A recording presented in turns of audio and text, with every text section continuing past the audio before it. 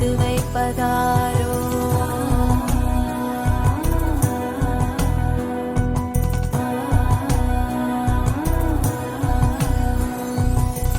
கொந்தளித்து எழுகின்ற முன்வினையும் ஆசை கொண்டு இழுக்கின்ற மறுமுனையும் செய்கின்ற செயலுக்கெல்லாம் எதிர்வினையும் தீருகின்ற காலம் அது எக்காலம் என ஏங்குகின்ற உயிருக்கெல்லாம் பொற்காலம் இது பொற்காலம்.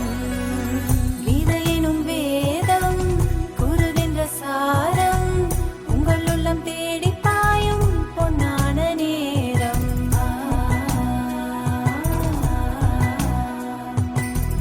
கீதையினும் வேதம் கூறுகின்ற சாரம் உங்கள் உள்ளம் தேடி பாயும் பொன்னான நேரம்.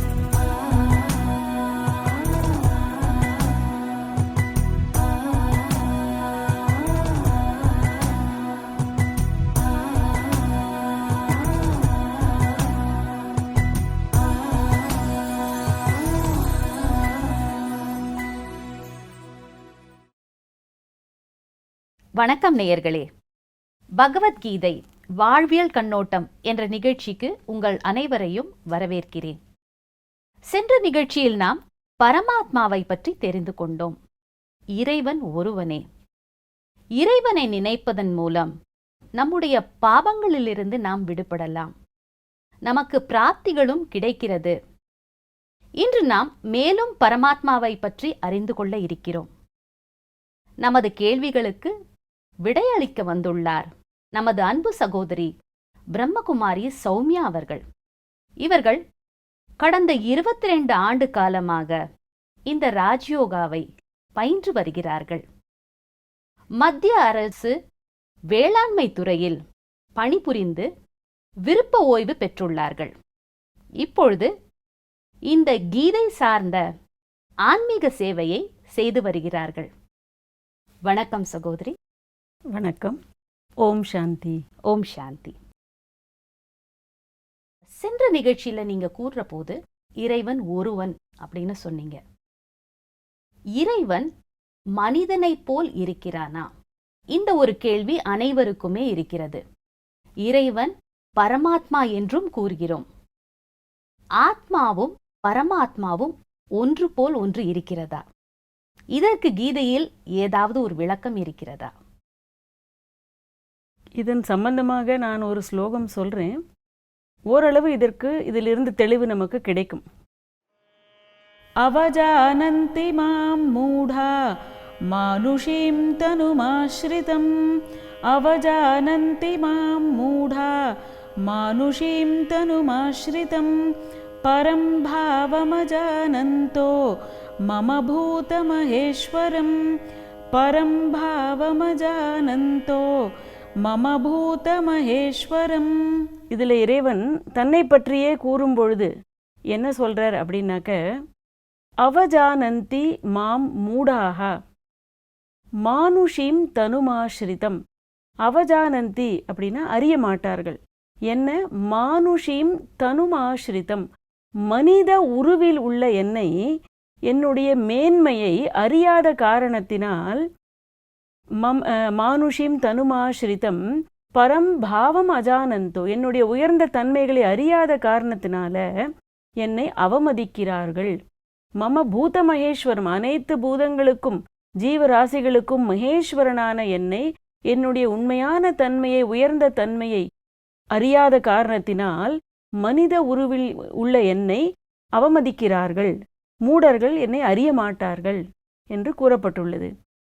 இதில் என்ன அப்படின்னாக்க, இதோடைய இன்னும் விளக்கம் என்ன அப்படின்னாக்க, ஆன்மாவை பற்றி நம்ம தெரிஞ்சுக்கிட்டோம். பரமாத்மாவை பற்றி வரும் பொழுது பல கேள்விகள் மனதில் வருது. அப்போது இவர்தான் பரமாத்மாவா, இவர்தான் பரமாத்மாவா என்று தேடல் தொடங்கிய பிறகு, அப்போ இறைவன் யாருன்னு தெரியாத காரணத்தினால மனித உருவில் வந்து கீதை ஞானம் கொடுக்கப்படும் பொழுது அவமதிக்க தொடங்குகிறார்கள். ஏன்னா சாதாரண உருவில் வந்து அவர் ஞானம் கொடுக்கும் பொழுது அவமதிக்கிறார்கள் அப்படின்னு சொல்லியிருக்கு. இதில் நீங்க சொன்ன மாதிரி இறைவன் வந்து தானே வந்து தன் அறிமுகத்தை கொடுத்தால் ஒழிய மனிதனுக்கு தெரிய முடியாது. இதை பற்றிய ஒரு பாடல் வந்து கீதையில இருக்கா? மிக நல்ல கேள்வி. இறைவனே தன்னை பற்றிய கூறிய அறிமுகம் என்ன? Has revealed by God. கீதையில என்ன சொல்லப்பட்டிருக்கு அப்படின்னு நம்ம இப்ப கேட்கலாம். கவிம் புராணாம் அனுசாசிதாரம் அனோரணீயாம்சம் அனுஸ்மரேத்யः. கவிம் புராணாம் அனுசாசிதாரம் அனோரணீயாம்சம் அனுஸ்மரேத்யः. சர்வஸ்ய தாதாரம் அச்சிந்த்ய ரூபம் ஆதித்யவர்ணம் தமசப் பரஸ்தாத். சர்வஸ்ய தாதாரம் அச்சிந்த்ய ரூபம் ஆதித்யவர்ணம் தமசப் பரஸ்தாத். இதை நம்ம இதோட பொருளை முதல்ல தெரிஞ்சுக்கலாம். கவிம் அப்படின்னாக்க சர்வஜன், எல்லாத்தையும் தெரிஞ்சவன். கவி, இவங்க பெரிய கவி அப்படின்னு சொல்றோம் இல்லையா, அனைத்தையும் அறிந்தவன். புராணாம், புராணம்னா ரொம்ப தொன்மை வாய்ந்தவன், அதாவது அவருக்கு முன்னாடி எதுவுமே கிடையாது, ஆதி மூலம்னு கூட சொல்லலாம். அதை அனுசாசிதாரம், அவர்தான் இந்த உலகத்தை கண்ட்ரோல், இயக்கக்கூடியவர், கட்டுப்படுத்தக்கூடியவர். அனோரணீயாம்சம் அனுஸ்மரேத்யா, அணுவை காட்டிலும் மிக மிக சிறிய வடிவானவர். அனுஸ்மரேத்யா, அதாவது மிக மிக நுண்ணியமானவர் அப்படின்னு சொல்லலாம். சூக்ஷ்மாதி சூக்ஷ்ம, எல்லாத்தை விட சூக்ஷ்மமான வடிவம். அனுஸ்மரேத்யா, அதாவது எப்பொழுதுமே நினைக்கக்கூடிய வடிவமா இருக்குது.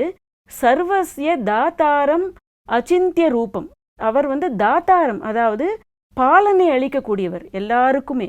அச்சிந்திய ரூபம், ஆனா அவருடைய ரூபமானது நம்முடைய சிந்தனைக்கு எட்டாத வடிவம். அச்சிந்திய ரூபம், இன்கன்சீவபிள் அப்படின்னு கூட சொல்லலாம்.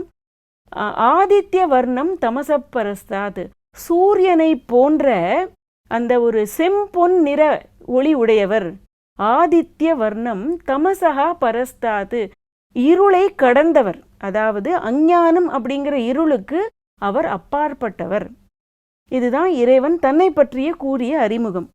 இதுல நம்ம எப்படி இதை இன்னும் புரிஞ்சுக்கலாம் தெளிவா அப்படின்னாக்க, அணுவை காட்டிலும் மிகச்சிறிய வடிவமானது அப்படின்னாக்க அனோரணீயாம்சம், அதுல கூட ஏதோ ஒரு அம்சம், அதாவது ஒரு தலைமுடி இருக்குன்னு வச்சுக்கோங்க, அந்த முடியோடைய நுனி அதுல பல்லாயிரக்கணக்கான ஒரு பாகங்களா பிரிச்சா எவ்வளவு சின்னதா இருக்கும், இந்த கண்ணால நம்ம பார்க்கவே முடியாது. அதுக்கு ஒரு பெரிய உருவம் இருக்குன்னு சொல்ல முடியாது.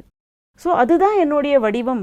அப்போ அவர் அடுத்தது என்ன சொல்றார்? தமச பரஸ்தாத், இருளை கடந்தவன் நான். அப்போ இறைவன் வந்து நிராகாரமானவர் அப்படிங்கிறது இதுல ரொம்ப தெளிவா கூறப்பட்டிருக்கு. எனக்கு உடல் என்னும் உருவம் இல்லை, ஆனால் நான் அச்சிந்திய ரூபம், கற்பனைக்கு எட்டாத வடிவம் உள்ள மிகச்சிறிய வடிவமானவன், புள்ளி அப்படின்னு சொல்லலாம். அப்போ இவ்வளவு சின்ன ஒரு வடிவமான பரமாத்மாவை அறிந்து கொள்வதற்கு என்னென்ன முயற்சிகள் எல்லாரும் செய்தார்கள் இல்லையா? சந்நியாசம் வாங்கிட்டு போய் தேடினாங்க, வீட்டில் இருந்தபடியே பக்தி பண்ணினாங்க, எல்லாம் செய்தும் யாரும் அவரை முழுமையாக தெரிந்து கொள்ளல.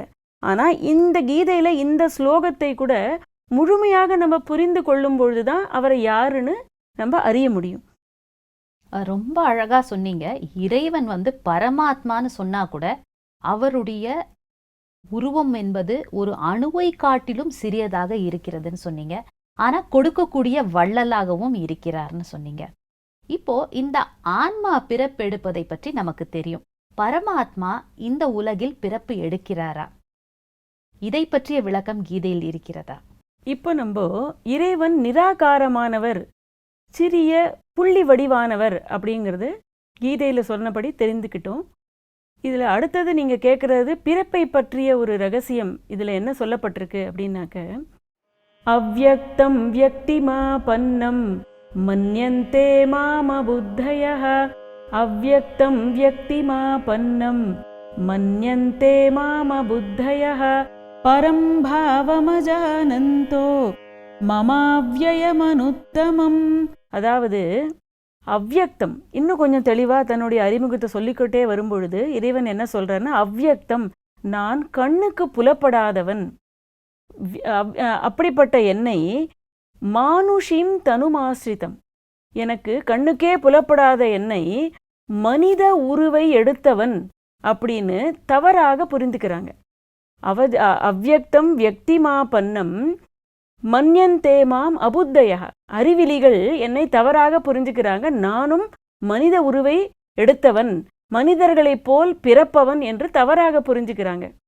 அடுத்தது என்ன சொல்லியிருக்காங்க அப்படின்னாக்க, பரம் பாவம் அஜானந்தோ, என்னுடைய உயர்ந்த தன்மையை தெரிந்துக்காத காரணத்தினால, மம பூதம் அவ்யயம், என்னுடைய அவ்யயமான இந்த ஒரு பிறப்பற்றவன் அப்படிங்கிற ஒரு நிலையை தெரிந்துக்காம நானும் பிறப்பவன் தன்னை போலவே அப்படின்னு மனிதர்கள் தெரிஞ்சுக்கிறாங்க. அப்படின்னாக்க இதுக்கு என்ன பொருள் அப்படின்னாக்க, இறைவன் பிறப்பற்றவர், அஜன்மா, கர்ப்பத்திலிருந்து பிறக்காதவர். இதை நம்ம நிறைய பக்தியில மகிமையும் பண்ணியிருக்காங்க. அயோனி, அயோனி அப்படின்னாலே யோனியிலிருந்து பிறக்காதவர், கர்த்தா புருஷ், நிர்வைர், இந்த மாதிரி பல மகிமைகள் அவருக்கு இருக்கு. ஆனாலும் அவர் நிராகாரமாக இருக்கக்கூடியவர், ஆனால் பிறப்பற்றவர். இது அஜன்மா அப்படிங்கிறத நம்ம தெளிவா இதுல புரிஞ்சுக்கலாம். ஸோ நீங்க பரமாத்மா பத்தி சொல்ற போது அவர் வந்து சாதாரண மனிதன் மாதிரி பிறப்பு எடுப்பதில்லை என்று கூற வருகிறீர்கள். அடுத்தது, இறைவனுக்கு ஏதாவது ரூபம் இருக்கிறதா? ஏன்னா பக்தியில கூறுற போது இறைவன் ரூபத்தை கடந்தவர் அப்படின்னு சொல்றாங்க, ஃபார்ம்லெஸ்ன்னு சொல்றாங்க. இது உண்மைதானா? கீதையில் இதை சார்ந்த ஏதாவது பாடல்கள் இருக்கிறதா? மிக நல்ல கேள்வி. நிராகாரமானவர்னு தெரிஞ்சுக்கிட்டோம், பிறப்பற்றவர்னு தெரிஞ்சுக்கிட்டோம். அப்படி இருக்கும்போது அவருக்கு இத்தனை மகிமைகள் இருக்கு அப்படின்னா கட்டாயமா அவருக்கு ஒரு ரூபம் இருக்கும் தானே. இப்ப கீதையில அவர் தன்னுடைய ஸ்வரூபத்தை பத்தி என்ன சொல்லியிருக்கார் அப்படின்னு பார்க்கலாம். ஜோதிஷாமபி தஜ்ஜோதி தமஸ பரமுச்யதே, ஜோதிஷாமபி தஜ்ஜோதி தமஸ பரமுச்யதே, ஞானம் ஞேயம் ஞானகம்யம் ஹ்ருதி சர்வஸ்ய விஷ்டிதம், ஞானம் ஞேயம் ஞானகம்யம் ஹ்ருதி சர்வஸ்ய விஷ்டிதம். இதுல அவர் என்ன சொல்றார் அப்படின்னாக்க, ஜோதிஷாம் அபி தஜ்ஜோதி, ஜோதிகளுக்கெல்லாம் உயர்ந்த ஜோதி வடிவானவன், ஒளி வடிவானவன். தமசகா பரம் உச்சியதே, இந்த அஞ்ஞானம் அப்படிங்கிற இருளை நான் கடந்தவன். அடுத்தது ஞானம் ஞேயம், அதாவது ஞானஸ்வரூபமானவர் அவரு. ஞேயம், அறியப்படக்கூடிய வஸ்துவும் அவரே. ஞான கம்யம், அடையக்கூடிய வஸ்துவும் அவரே. ஞான கம்யம், அதாவது உள்ளது உள்ளபடி அறிந்து கொள்ள வேண்டியவரும் அவரே. ஹிருதி சர்வஸ்ய விஷ்டிதம், அன்போடு நம்ம நினைக்கும் பொழுது எல்லாருடைய ஹிருதயத்திலையும் அவர் இருக்கிறா போல இருக்காரு. அப்போ இறைவன் என்ன சொல்றார் அப்படின்னாக்க, ஒளிகளுக்கெல்லாம் நான் ஒளியானவன். அப்போ நம்ம மனசுல கேள்வி எழலாம், இப்ப நான் விளக்கேத்தி டெய்லி வீட்டில் பூஜை பண்றேன், இந்த ஒளிதான் இறைவன் அப்படின்னு நினைக்கலாம். ஆனாக்க இதுக்கு முன்னாடி நம்ம இன்னும் ஆன்மாவை பத்தி தெரிஞ்சுக்கும் போது கூட இந்த விஷயங்களை பார்த்தோம், அழிவற்றவன் அப்படின்னு சொல்லி. அப்ப அழியாத ஒளி புள்ளியானது பௌதிக வஸ்துவாக இருக்க முடியாது. ஒளின்னு புள்ளின்னு பார்த்தோம், ஒளி வடிவம்னு சொல்லிட்டார். அப்ப என்ன ஒளி? 5 தத்துவங்களால் ஆன ஒளியா அவர் அப்படின்னு கேட்டா, இதை பற்றி கூட மக்கள் மனதுல ஒரு குழப்பம் இருப்பதால அவர் ஒளி வடிவானவர்னு புரிந்து கொண்டாலும் என்ன ஒளின்னு தெரியல அவங்களுக்கு. இந்த நெருப்பால ஏற்றக்கூடிய விளக்கு வந்து அழியக்கூடியது, தத்துவங்கள் மாற்றம் அடையக்கூடியவை. அப்ப இறைவன் அழிவற்றவர் அப்படின்னா எப்பேற்பட்ட ஒளி அப்படிங்கிறதையும் இப்ப நம்ம தெரிஞ்சுக்கலாம். ஆனாக்க பரமாத்மா வந்து அழிவற்ற ஒளி புள்ளி, சைத்தன்ய ஸ்வரூபமானவர் அப்படின்னு இதுல நம்ம நல்லா தெரிஞ்சுக்கலாம். இருளை கடந்தவர் அப்படின்னா ஞான கடல் அவர் தான், ஓஷன் ஆஃப் நாலேஜ். மனிதன் ஞானத்தை கொடுக்கவே முடியாது, அவரே வந்து கொடுக்கக்கூடிய ஞானம் இந்த தன்னுடைய ஸ்வரூபம். அதனால அவருக்கு வந்து ஞான கடல் அப்படின்னு சொல்லலாம் அவரை. ரொம்ப அழகா சொன்னீங்க. பரமாத்மா என்பவர் ஒரு அணுவை காட்டிலும் சிறியவர்னு சொன்னீங்க. அடுத்தது கொடுக்கக்கூடிய வள்ளல்னு சொன்னீங்க. மனிதன் மாதிரி பிறப்பெடுப்பதில்லை, கர்ப்பத்தில் பிறப்பெடுப்பதில்லைன்னு சொன்னீங்க. அடுத்தது இறைவன் வசிக்கக்கூடிய இடம் என்று ஏதாவது இருக்கிறதா? இதை பற்றி கீதையில் ஏதாவது விளக்கம் இருக்கிறதா?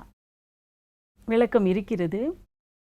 இப்போ இறைவன் எங்கும் நிறைந்தவர் அப்படின்னு நம்ம நிறைய மனதில் நிறைய பேர் எழுதி வச்சிருக்கோம், படிச்சிருக்கோம், கேள்விப்பட்டிருக்கோம்.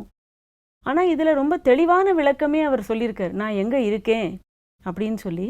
அந்த ஸ்லோகத்தை நம்ம இப்போ கேட்கலாம்.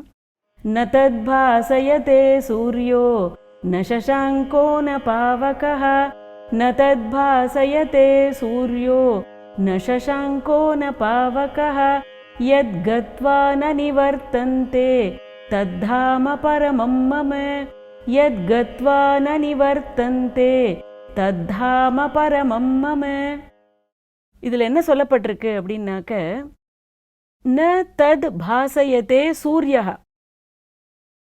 சூரியன் எங்கு பிரகாசிக்க மாட்டானோ, சூரியனால் எங்கு ஒளி கொடுக்க முடியாதோ, ந சசாங்கோ சந்திரனும் எங்கு இல்லையோ, ந பாவகா காற்றும் எங்கும் இல்லையோ, யத் கத்வா ந நிவர்த்தந்தே எங்கு போய் நாம் இங்க உடனே திரும்பி வர முடியாதோ, தத் தாம பரமம் மம அதுதான் என்னுடைய உயர்ந்த இருப்பிடம். பரம் தாமம்னு சொல்லலாம். இதை பரம்னா எல்லாத்தை விட உயர்ந்தது.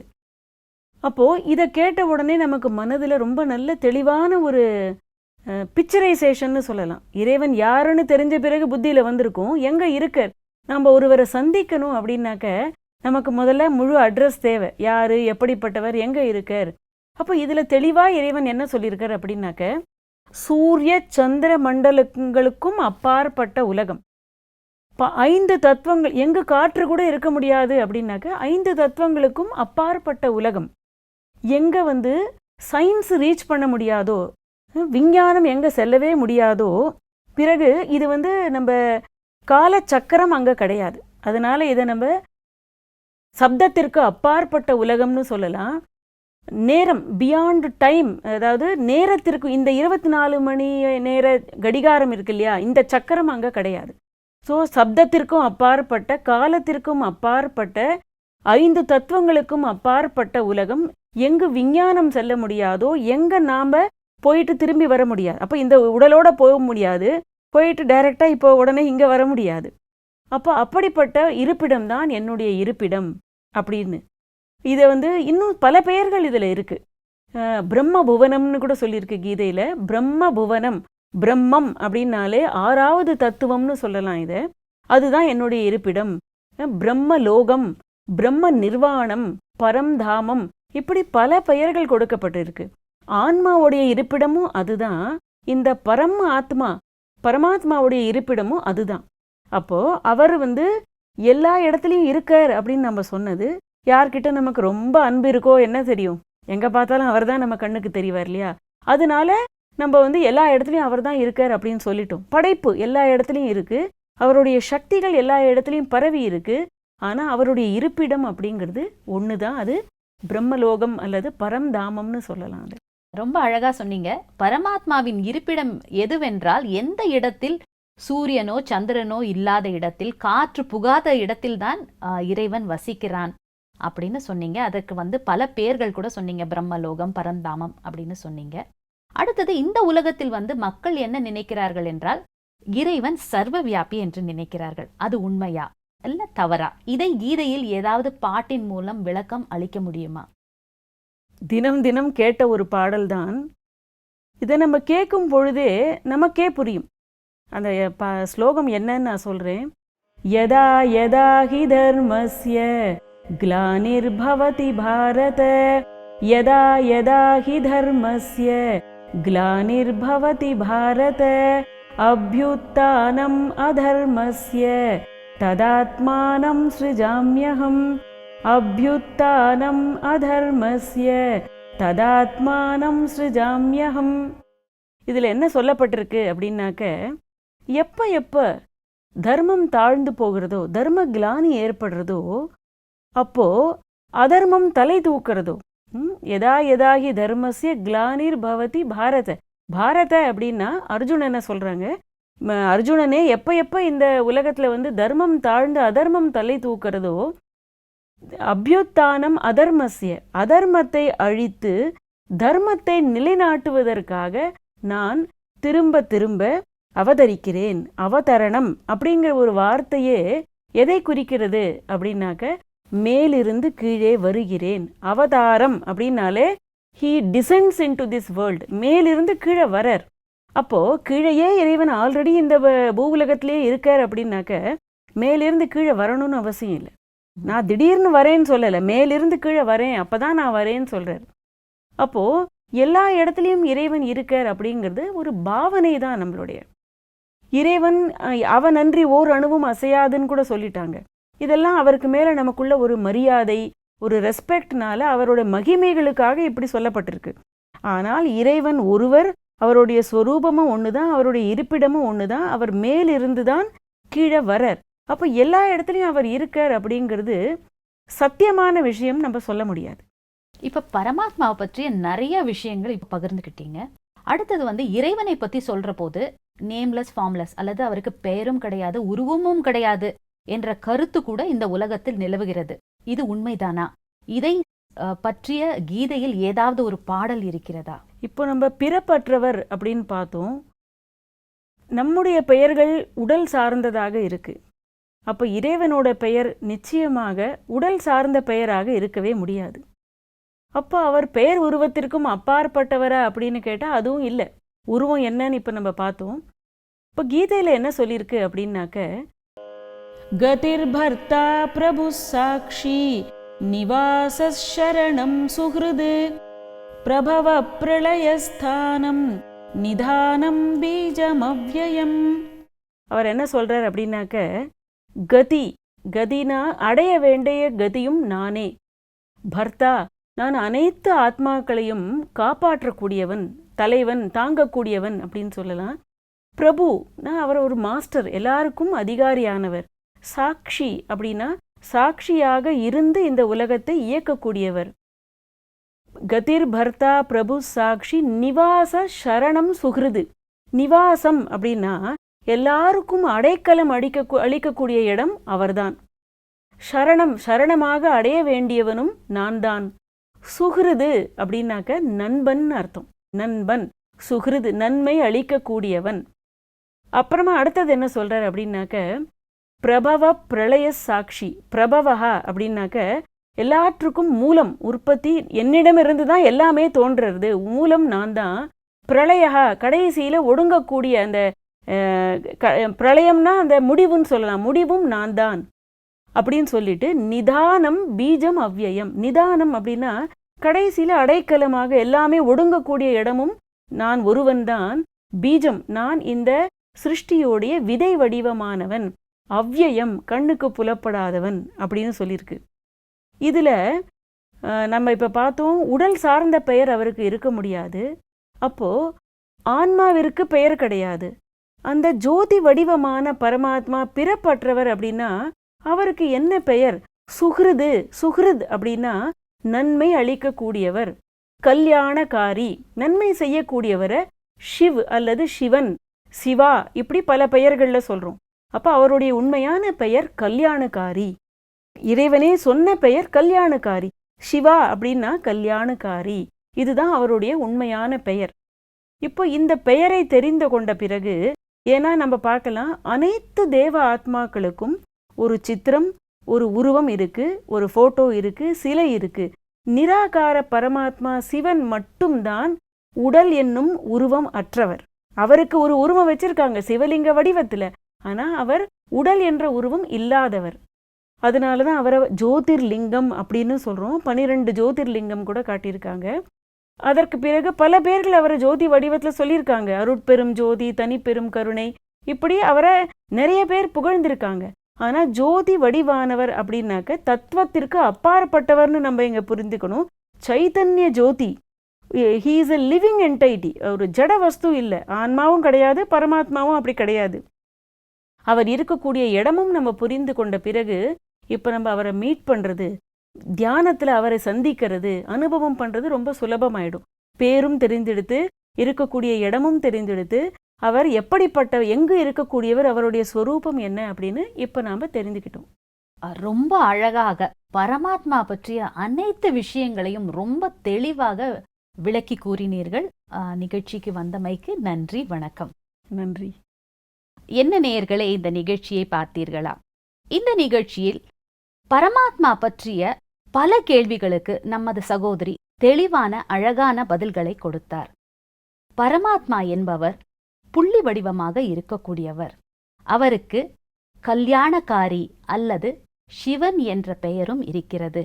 அவர் வசிக்கக்கூடிய இடம் பரம்தாமம் அல்லது பிரம்மலோகம் அல்லது பிரம்மாண்டம். மேலும் அடுத்த நிகழ்ச்சியில் பரமாத்மா பற்றிய பல கேள்விகளுக்கு நாம் விடை தெரிந்து கொள்ளலாம். இந்த நிகழ்ச்சி இதோடு நிறைவு பெறுகிறது. நன்றி, வணக்கம்.